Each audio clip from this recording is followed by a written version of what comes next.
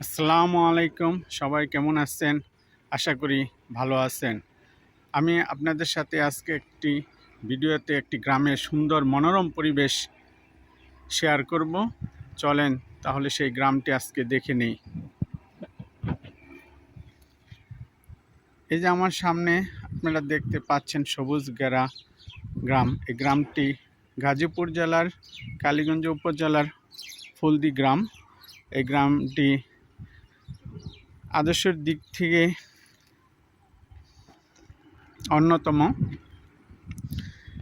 এই গ্রামের অপোজিটে রয়েছে বক্তারপুর গ্রাম। এই যে বক্তার গ্রাম যাওয়ার যে রাস্তা, এই রাস্তা দিয়ে একদম কাপাসিয়া রোড হয়ে টঙ্গী স্টেশন রোডে গিয়ে মিলেছে।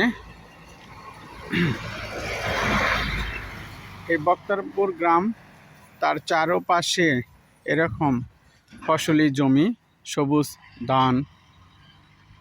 যখন বর্ষাকাল হয় এখানে পানি একদম ভরে যায়, তখন থই থই করে পানি।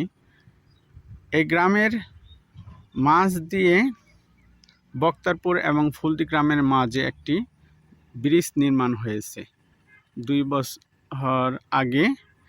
এই ব্রিজ আগে লোহার ছিল, তখন ছোট অটো, ছোট গাড়িগুলো যাতায়াত করতো, এখন সব ধরনের গাড়ি যাতায়াত করে। এই ব্রিজটি নির্মাণ হতে এই গ্রামের সৌন্দর্য আরও বৃদ্ধি পেয়েছে।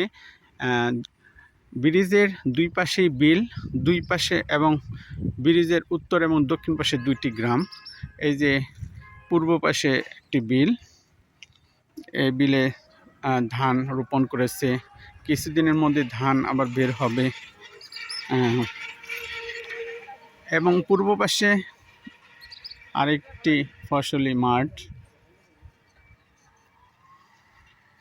এবং এই ব্রিজের পাশে একটি বিদ্যুৎ ডিস্ট্রিবিউশন কেন্দ্র নির্মাণ হচ্ছে। এখান থেকে বিদ্যুৎ, গোরাশাল বিদ্যুৎ উৎপাদন কেন্দ্র থেকে বিদ্যুৎ এখানে এসে স্থানান্তর হয়ে ঢাকা এবং কালীগঞ্জ উপজেলার মধ্যে ডিস্ট্রিবিউশন হবে।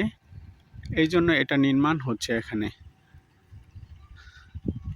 আসলে এই গ্রামের রাস্তা, কালীগঞ্জ উপজেলার প্রত্যেকটি রাস্তা এরকম সুন্দর। গ্রামে আসলে মুক্ত হাওয়া, মুক্ত বাতাস নিজেকে অনেক ভালো লাগায়। এই গ্রামের সৌন্দর্য না আসলে, না দেখলে বোঝা যায় না। গ্রামের মুক্ত বাতাস কত ফ্রেশ লাগে, মন জুড়ে যায়।